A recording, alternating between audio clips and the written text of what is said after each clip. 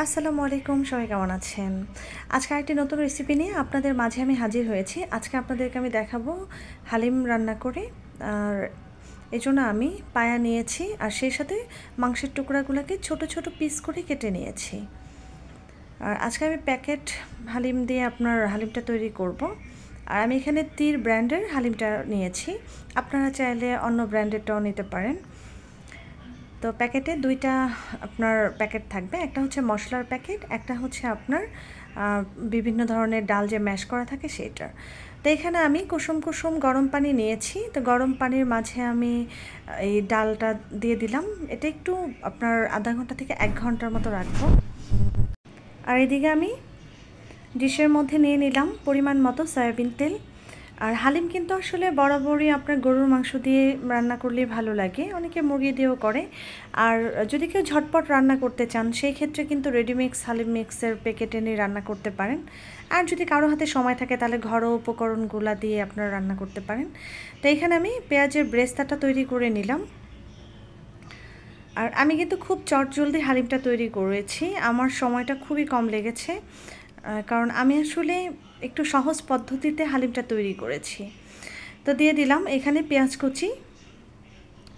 তো পেঁয়াজটা আসলে আমি খুব বেশি আপনার ভেজে নেব না, জাস্ট হালকা একটু তেলে এর মাঝে আমি মাংসটা অ্যাড করে দিব। তো এর মাঝে দিয়ে দিলাম আমি স্বাদ অনুযায়ী লবণ।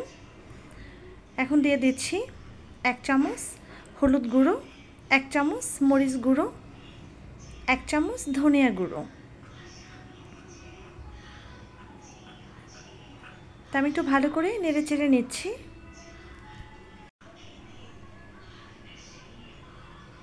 তের মাঝে দিয়ে দিচ্ছি 1 চামচ জিরা বাটা, 1 চামচ আদা বাটা, 1 চামচ রসুন বাটা।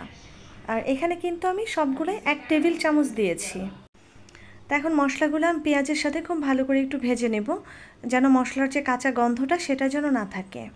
তো মশলাটা আমার ভাজা হয়ে গেছে, এর মাঝে আমি একটু পানি অ্যাড করে দিলাম যেন মশলাটা আপনার নিচ দিয়ে পুড়ে না যায়। তো এর মাঝে এখন আমি দিয়ে দেব গরুর মাংসটা। আর হালিম রান্নার ক্ষেত্রে কিন্তু আপনার মাংসের পিসটা খুবই ছোট ছোট পিস করে কেটে নিতে হবে, আর সেই সাথে পায়া দিতে হবে। আর পায়াটা যদি না দেন সেই ক্ষেত্রে গরুর মাংস দিয়ে রান্না করলেও হবে, কিন্তু পায়াটা দিলে আসলে গরুর মাংসটা মিক্স করে দিলে হালিমটা খেতে বেশি ভালো লাগে। তার মাংসটা দিয়ে এখন খুব ভালো করে কষিয়ে নেব।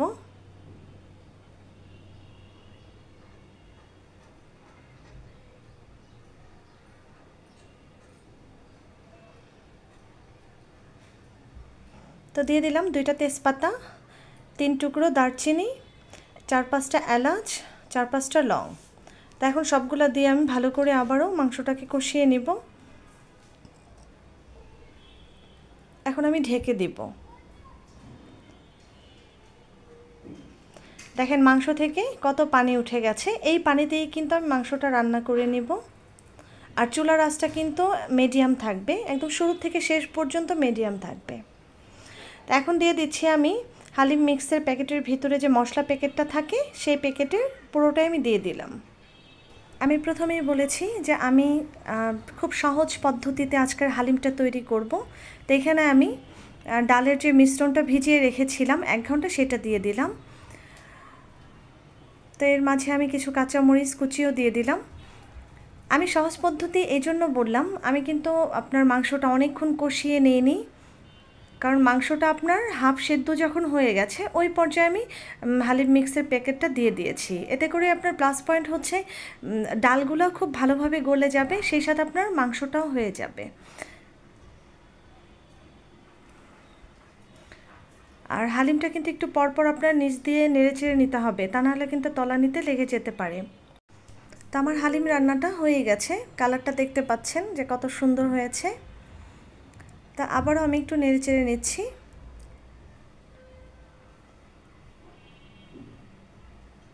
আর হালিমটা যতক্ষণ রান্না করবেন ততক্ষণ কিন্তু একটু পরপর নেড়ে চেড়ে নিতে হবে, এটা কিন্তু দ্রুত লেগে যায় নিচের দিকে। আর চেষ্টা করবেন একটু মোটা পাত্রে রান্না করার জন্য।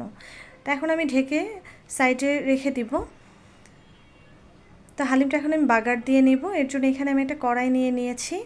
কড়াইতে দিয়ে দিচ্ছি অল্প একটু তেল, খুব বেশি তেল আমি দিচ্ছি না যেহেতু মাংসের মাঝে তেল ছিল।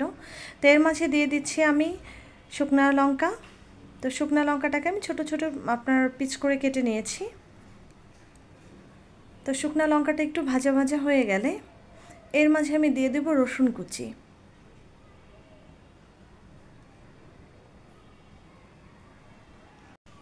আজকে আমি যেভাবে আপনাদের একদম খুব সহজ পদ্ধতিতে হালিমটা রান্না করে দেখালাম, এইভাবে রান্না করে খেয়ে দেখবেন, খুবই ভালো লাগবে খেতে।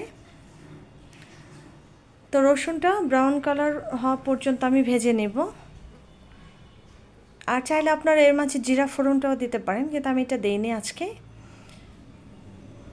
তো আমি এটার মাঝে আপনার অল্প অল্প করে আপনার হালিমটা দিয়ে দিয়েছিলাম। তো এই হালিমটাই আবার আমি পুরো হাঁড়ির মাঝে দিয়ে দিব।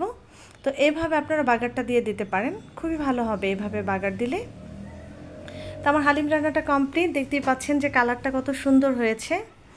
আর এটা দেখতে যতটা সুন্দর, খেতে কিন্তু ততটাই সুস্বাদ ছিল। তো এর উপর দিয়ে আমি একটু ধনিয়া পাতা কুচিটা ছিটিয়ে দিচ্ছি।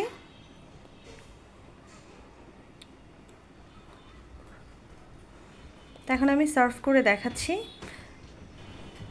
আর কেমন ঘনত্ব রেখেছি দেখেই বুঝতে পারছেন। এর চেয়ে বেশি ঘন হলে কিন্তু হালিমটা খেতে আর ভালো লাগবে না।